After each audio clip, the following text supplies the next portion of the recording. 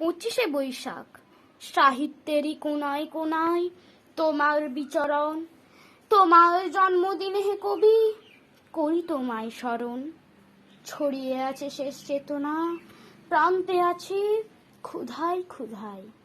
তোমার আশিস ছড়িয়ে আছে এই জীবনের প্রতি পাতায়। একটি রবি শস্য হয়ে ধানের কোণে কোণে, একটি রবি পদ্ম ছড়ায় শান্তিনিকেতনে।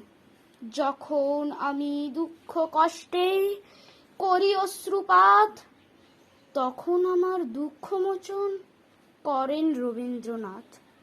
সহজ পাঠের প্রতিটি পাতায় তোমার অবদান। তুমি হলে কবি জগতের সব কবির প্রধান।